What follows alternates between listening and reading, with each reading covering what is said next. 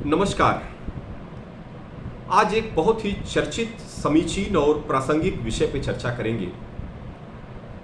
आज देश के प्रधानमंत्री चीन के तिनजिन में है और वहाँ एससीओ यानी कि संघाई सहयोग संगठन, संघाई कोऑपरेशन ऑर्गेनाइजेशन की बैठक हो रही है और इस बैठक में कुल 10 सदस्य देश हैं इसके जो भाग ले रहे हैं। जो प्रमुख रूप से स्टेक होल्डर्स हैं वो भारत, रशिया और चाइना, जिन तीनों की बात की जा रही है। तीनों ताकतवर इकॉनमी है, ताकतवर देश है पूरे विश्व के और सेंटर ऑफ पावर है।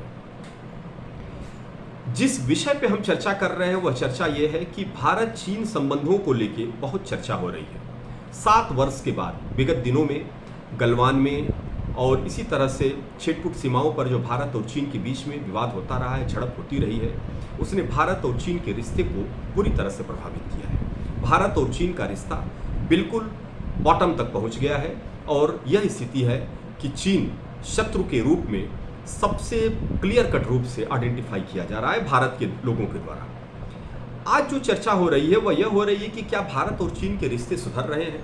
प्रधानमंत्री जी तिनजिन में है और भारत चीन के रिश्तों में मधुरता को लेकर तमाम बातें की जा रही हैं। क्या भारत और चीन के रिश्ते सुधर सकते हैं या सिर्फ यह एक प्रतिक्रियात्मक कदम है जब अमेरिका ने भारत पर एक भारी भरकम टैरिफ लगा दिया है 50% का और अमेरिका को काउंटर करने के लिए हम इस तरह के रिश्ते डेवलप कर रहे हैं। अगर ऐसा है तो ऐसे रिश्तों की संभावना कितनी है यह हम आपको बताते चले कि भारत और चीन के बीच में जो ट्रेड होता है, जो व्यापार होता है, उसमें 99 बिलियन डॉलर हम घाटे में हैं।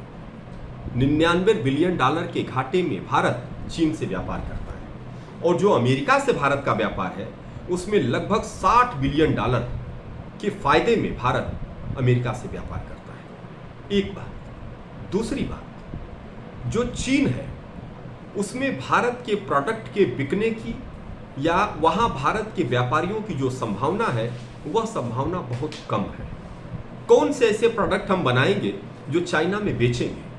जो चाइना में हम सामान बेचते हैं उसकी संभावना, उसके अवसर, उसकी अपॉर्चुनिटी बहुत कम है और जो अमेरिका में हम सामान बेचते हैं उत्तरोत्तर उसकी संभावना, उसकी अपॉर्चुनिटी बहुत ज़्यादा है। यानी कि वह पोटेंशियल ट्रेड स्टेट है अमेरिका हमारे लिए, जहां हमारा व्यापार बढ़ेगा।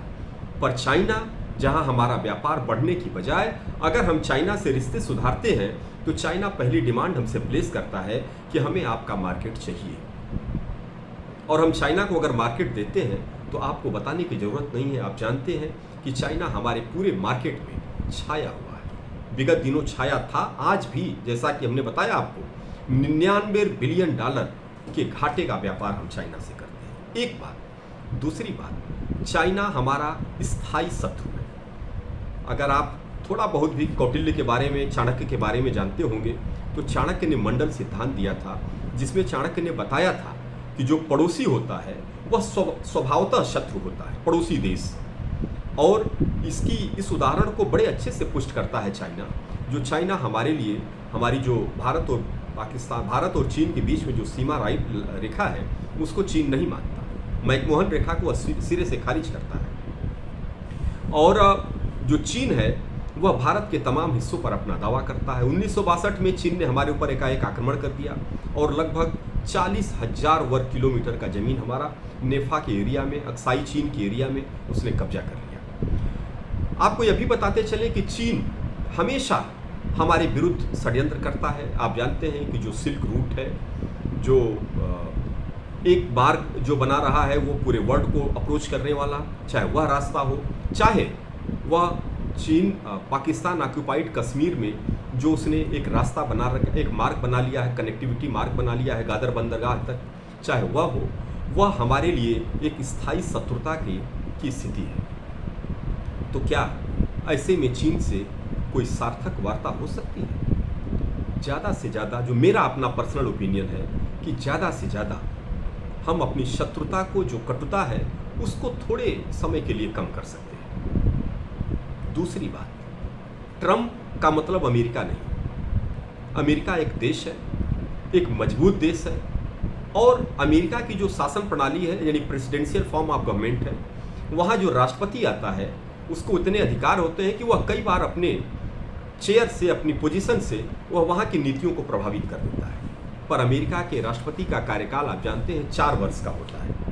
ट्रंप के कार्यकाल का अच्छा खासा समय निकल गया है, 3 वर्ष लबोलुआब बचे हुए हैं और अमेरिका के लोग, अमेरिका की जो ट्रेड लॉबी है, अमेरिका के जो बुद्धिजीवी हैं, वह सब ट्रंप की नीतियों की आलोचना कर रहे हैं। तो यह एक संकट का समय हो सकता है। फिर जो मजबूत रिश्ते हैं वह भारत और अमेरिका के ही होंगे, तो इसे भूलना नहीं होगा। भारत और अमेरिका के बीच इतने कटु रिश्ते नहीं करने हैं कि विगत 25 वर्षों में जो रिश्ते हमने बनाए हैं वह सब भूल जाए। और चाइना से प्रतिक्रिया में इस तरह के रिश्ते बनाने के झूठे प्रयास नहीं होने चाहिए कि फिर एक बार हम धोखा खाएं, जैसा कि 1962 में किया था।